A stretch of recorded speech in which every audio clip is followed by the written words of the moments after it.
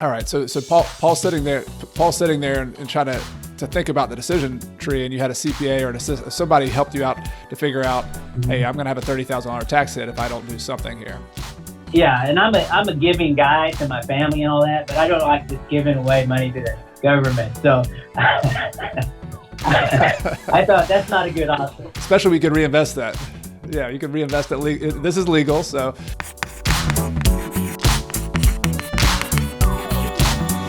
House hacking, a lot of people talk about the beginning of a house hack and getting it rented out and how it pays your bills, and that's wonderful. Like, I love that part of it. But this is one that's not as talked about as much as the tax angle when you actually sell the property. And so I'm going to say what I think happened. Make sure you correct me if I'm missing anything. But when you sell a property, a house hack is sort of like a hybrid between your residence and a rental property. The other side that you don't live in is a rental. It's just a straight up rental. And so let's just keep it simple. Let's say that the house is 50-50. So half of the profit you make on this house, and he made it over a $200,000 profit, half of that profit is on the rental side, half of the profit is on the side he lived in. Now let's start with the side he lived in. This is where I think that it gets really interesting. One of the best parts of the US tax code is if you sell a property that you live in, and if you live there 2 out of the last 5 years, at least in 2020 when we're recording this, you get to make that money tax-free. You don't pay any capital gain up to $250,000 as an individual, $500,000 as a couple. So that you met that requirement for the side that you lived in. Is that right? That is correct. Okay.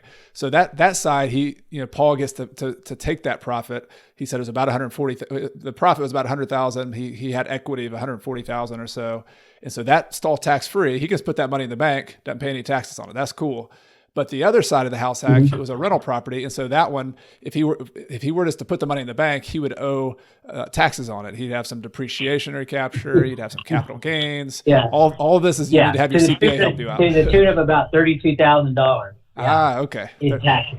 $32,000. Do you have a CPA help you out with that? It all. Yeah. Yeah. Got it. All right. So Paul's sitting there and trying to think about the decision tree, and you had a CPA or somebody helped you out to figure out, hey, I'm going to have a $30,000 tax hit if I don't do something here. That's right. Okay. Yeah. So and I'm a giving guy to my family and all that, but I don't like just giving away money to the government. So especially we could reinvest that. Yeah, you could reinvest it. This is legal. So yeah, and so you chose to do what's called a 1031 tax-free exchange. So I'll unpack that a little bit. So explain that to people who haven't heard of that and how that works. Okay. Yeah. So for the 1031, and there's and again, you alluded to it. I have a tax guy that I have, and the tax guy that I have also is an investor in real estate, so I know he knows all the ins and outs, and so that's why I chose the guy.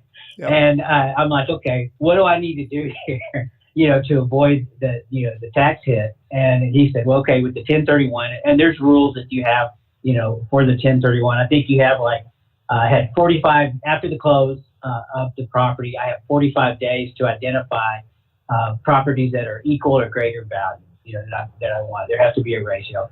And so I had, this is a whole nother deal because, while I was in the duplex, anyway, I got several different things going on. I also had done a thing, and I think maybe we'll touch on it later, but I had some money in a 401k, solo 401k that I could use. Anyway, I'd already invested in an area with my sister for 3 other houses. We both kind of used our, she had a checkbook IRA, I had the other 401k. And so I already knew about that area, had worked with a guy who basically, he had redone some homes, and he was just going to do buy and hold. But he's wanting to go and do some more things and build and do it. So another story. But anyway, he has 3 more houses that he was willing to sell me. And so I knew that. And so for this 1031, I could take the money that I had just on that pocket that we talked about, the 1031, where I have, I needed to put about 143,000 is what I'm going to have to do. And so the way the 1031 kind of worked was, I identified the property. So I've identified 3 properties that I'm going to buy. And then I have to structure it. Because there's also, I didn't realize this until I did. I just kind of thought, okay, well, you take the same money or more, you go buy properties, and it's all balanced out, and you go on. Well, my tax guy goes, yeah, no, you got 45 days to identify it, and then I have to close within 6 months on those properties that I had identified, or I have to pay taxes because I missed the window. So you really do have to have things lined out. And again, I was fortunate. I already bought 3 houses from this guy who's selling me 3 more houses. And so, I was like, hey, I'm going to do this. This is where I'm going to structure it, which he likes because for tax hit, he's already sold us 3 houses. He doesn't want to take the tax hit on his part until January 1st anyway.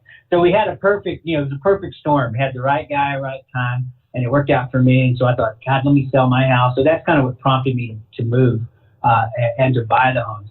So again, 45 days to identify, 6 months I have to close. And my tax guy said, well, no, you have to structure it where I have to have a certain amount of loan because it was the same ratio. I had a loan on the investment property. So, the numbers work something like this. I have to have a loan for at least $96,500. I have to put $143,000 down, right? And that was my mix and my ratio, which was perfect because, and it had to be at least, again, that 140, I had to have, the property had to be worth more than that. So I'm buying three different homes now with that money. I'll get about a $99,000 note on the property. It kind of, as it works out, it doesn't matter if it's one place that I'm investing or 3, the numbers don't matter as long as I identify them. And so what I'll do now is, not that it matters for this story, but the guy I'm buying it from, he's like, hey, I can sell one of those houses, this year. So I'm probably a week or so out from closing on that house. And it'll be a cash deal. The 1031 is held in the title company, and then they'll release the funds. I'll pay for one of the houses cash, and then I'll get a note for the 99 on the other 2 homes.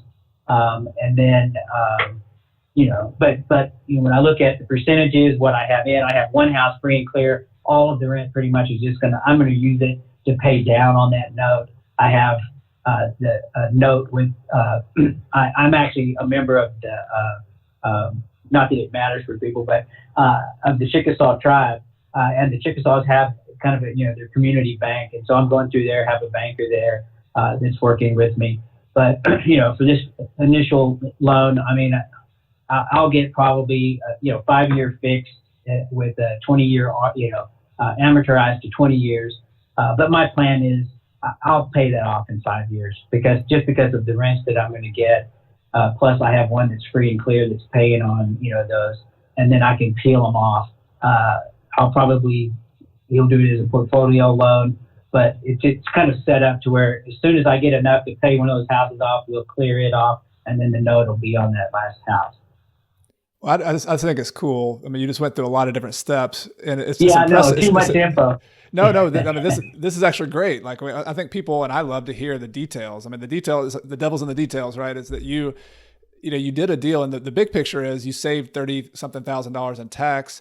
And it's not only a savings, you were able to reinvest that money in a new property. Mm-hmm. You bought these 3 properties for, I guess, about $240,000, and you would have had to come up with that $30,000 out of your own pocket if you had paid tax on that. So I think that's such a big deal. I just want to put a circle around that, an exclamation point, that this is, if you can execute a 1031, like this is the perfect situation to show an example of why that's a big deal, because now Paul has these 3 properties.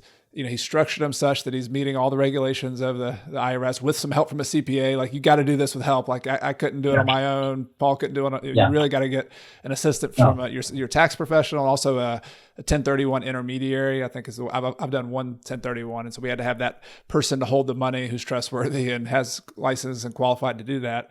But the end result is now you started with a duplex. That property did a good job. It rose in value. You bought a good location. You've now taken this equity, and half of it, you've bought 3 properties that are going to be paid off in, 5 years, 10 years, something like that. And that'll be part of your retirement plan. I hope you enjoyed that clip from my interview with Paul Zimmer-Ebner. If you'd like the full interview, I have a link to my podcast below.